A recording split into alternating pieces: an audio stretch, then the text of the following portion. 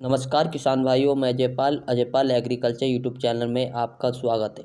किसान भाइयों, आज बात करेंगे गेहूं की बुआई करते समय कौन सी खाद का प्रयोग करें जिससे कि अच्छा उत्पादन देखने को मिले। और अच्छा उत्पादन देखने को मिलेगा तो किसान भाइयों को अधिक लाभ होगा। तो किसान भाइयों, आप बात कर रहे हैं हम गेहूं की बुआई करते समय कौन सी खाद का प्रयोग करना चाहिए।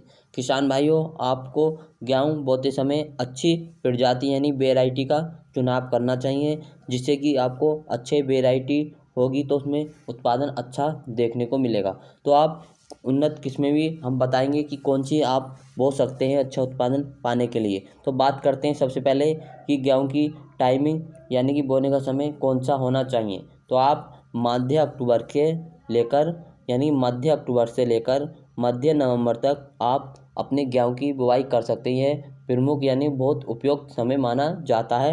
अक्टूबर के माध्यम से लेकर नवंबर के माध्यम से आप अपने गेहूं की बुआई कर सकते हैं। अगर आप लेट बुआई करते हैं ज़्यादा तो उसमें आपकी पैदावार में गिरावट आएगी और उसमें उत्पादन कम होगा, जिससे किसान भाइयों हानि होगी आपको। तो आप अपनी बुवाई समय पे करनी चाहिए। बात करेंगे उन्नत किस्मों के बारे में, आप कौन कौन सी किस्म से आप अच्छा उत्पादन ले सकते हैं। तो किसान भाइयों, आप अपने उन्नत किस्मों से अपना अच्छा उत्पादन कैसे लें, तो अच्छी वैरायटी का चुनाव करें। जैसे यह है श्री रामबालों की 303।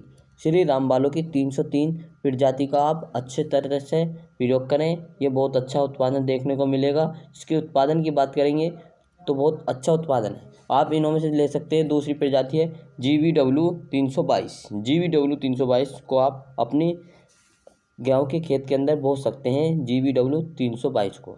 और इसके साथ तीसरी प्रजाति लगा सकते हैं आप DVW 187 करण वंदना। DVW 187 करण वंदना, यह आप लगा सकते हैं तीसरी प्रजाति। और चौथी प्रजाति किसान भाई अधिकतर बोते हैं, आपने बोई भी होगी। आप बताइए हमें कमेंट करके आपने ये प्रजाति कौन कौन सी बो रखी है और इसमें कितना उत्पादन आपको देखने को मिला है। चौथी प्रजाति बो सकते हैं आप HD 2967। 2967 बहुत अच्छी प्रजाति है, तो सभी किसान भाइयों ने बो रखी है और बोई भी होगी। इसका आप अधिक से अधिक प्रयोग होता है। तो किसान भाइयों, बात करेंगे ना, बीज दर कितनी गिरनी चाहिए यानी कि बीज कितना गिरना चाहिए। 1 एकड़ की बात चल रही है, हम 1 बीघा की नहीं 1 हेक्टेयर की हम सीधी बात करनी है। 1 एकड़ की यानी कि 1 एकड़ में 6 बीघा होता है। तो 1 एकड़ में आप 40 से 45 किलोग्राम प्रति एकड़ बीज गेर सकते हैं और बीज गेर सकते हैं। बात करेंगे इसमें पौधे की दूरी कितनी होनी चाहिए। पौधे की दूरी कितनी होनी चाहिए, तो पौधे की दूरी होनी चाहिए इसमें 4 से 5 इंच। इसमें पौधे की दूरी होनी चाहिए 4 से 5 इंच पौधे की दूरी होनी चाहिए। लाइन से लाइन की दूरी होनी चाहिए 7 से 8 इंच लाइन से लाइन की। और बात करेंगे इसकी गहराई कितनी होनी चाहिए, यानी बीज कितनी गहराई पे बोना चाहिए। तो बीज बोना चाहिए आपको 2 से 2.5 सेंटीमीटर बीज बोना चाहिए आपको।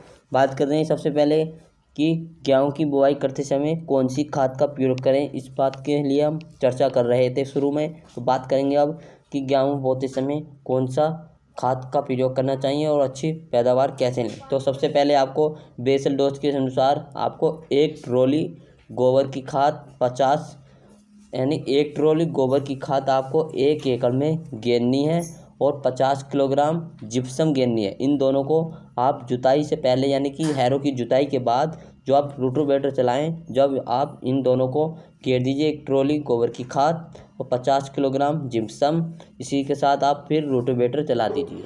बात करेंगे अगले खाद के बारे में। अगली है DAP गेरनी है आपको।